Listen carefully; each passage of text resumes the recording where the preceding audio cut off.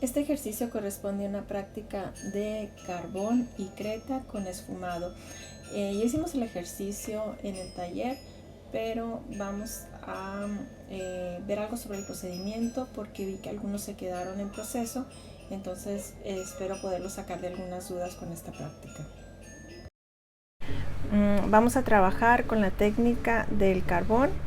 utilizando los siguientes materiales.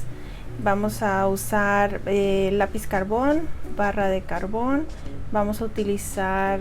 cretas y gomas para borrar, así como esfuminos. Para comenzar vamos a realizar una escala de grises de 11 casillas, dejando la casilla 6 como nuestro valor medio, nuestro gris medio, y avanzando hacia la casilla 1, hacia la claridad o el blanco, y hacia la casilla 11, hacia la oscuridad o el negro.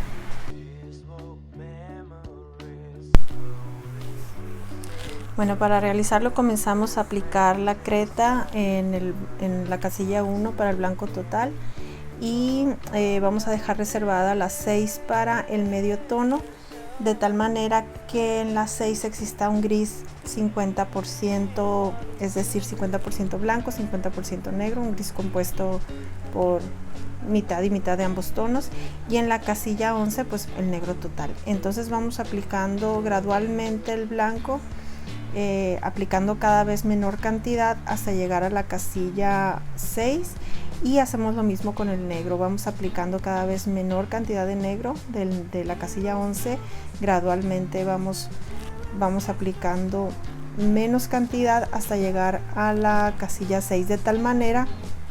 que logremos una variedad de grises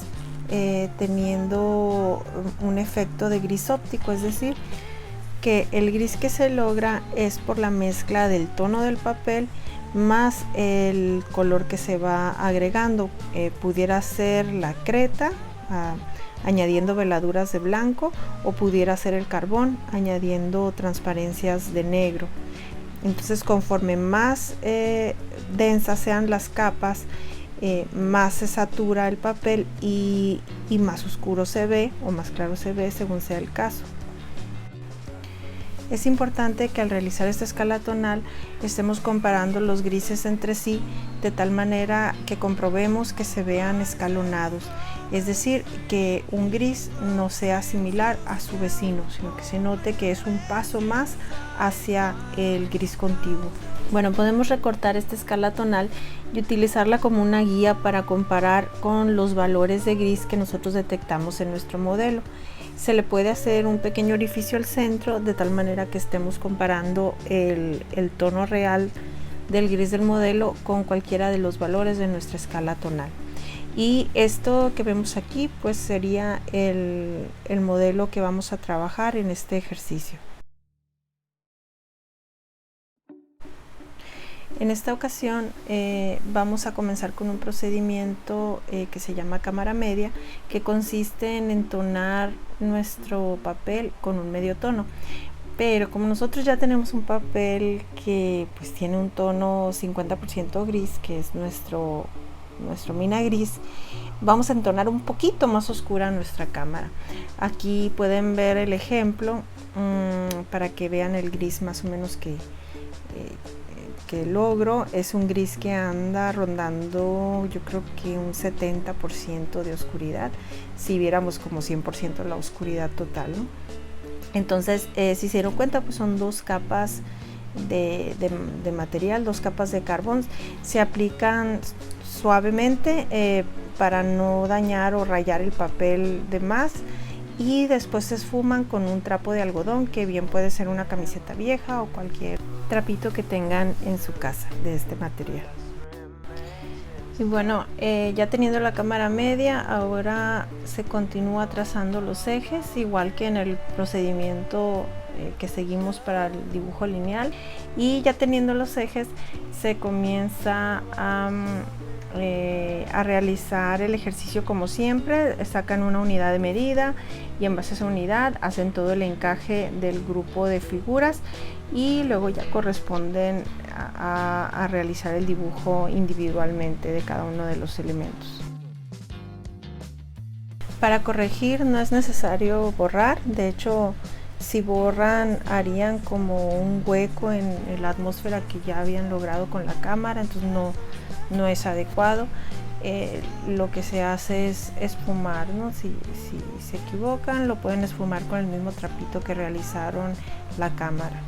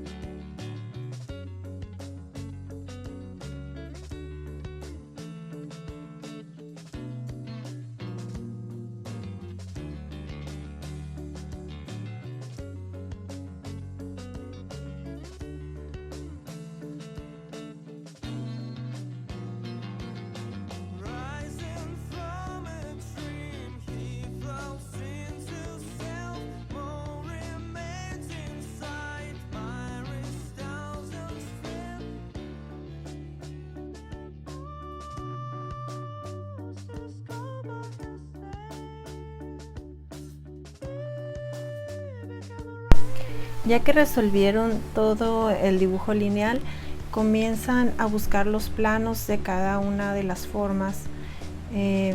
tratando de, por medio de trazos,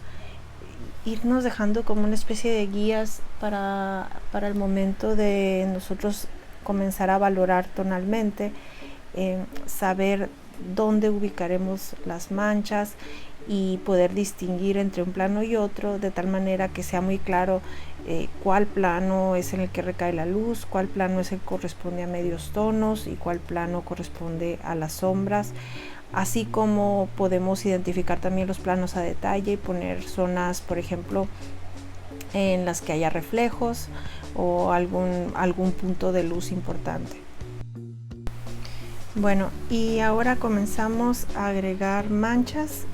Por ejemplo, podemos agregar oscuridad con el carbón en alguna zona que así lo requiera, y también a la par comenzamos a utilizar nuestra goma de borrar para quitar materia en algunas partes, ¿no? Es decir, para comenzar a limpiar de la cámara que pusimos, la cámara de gris, y avanzar gradualmente hacia el tono del papel, de tal manera que en esta primera fase de trabajo nosotros no vamos a utilizar la creta todavía. Todas estas manchas de claridad que ustedes están viendo ahora corresponden a lo que el borrador logra quitar de carbón, ¿sí? Entonces vamos a ir utilizando nuestro borrador como si fuera nuestra herramienta de dibujo, quitando material, y podemos agregar carbón también en algunas zonas. Por lo pronto entonces solo estas dos herramientas, goma de borrar y carbón, y vamos a tratar de ir quitando con nuestro borrador gradualmente, ejerciendo diferentes presiones, mucha presión para quitar mucho material y poca presión para alguna zona de transición, y con el trapito de algodón nos vamos ayudando a esfumar.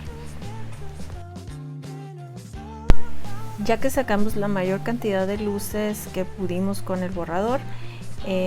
y que trazamos las transiciones adecuadas esfumando,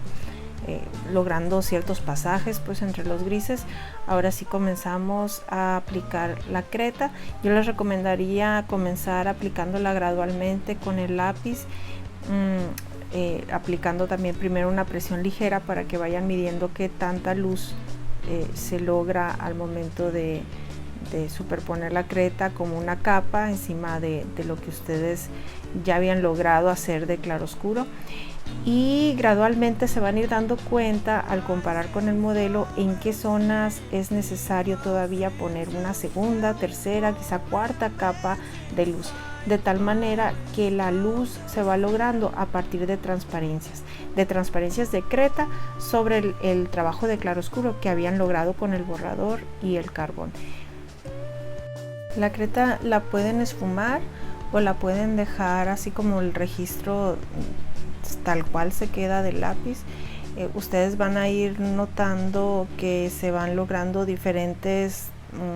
variedades, digamos, de blanco según esfumas o dejas el material intacto en la marca, ¿no?, de la mancha. Entonces pueden combinar ambos registros.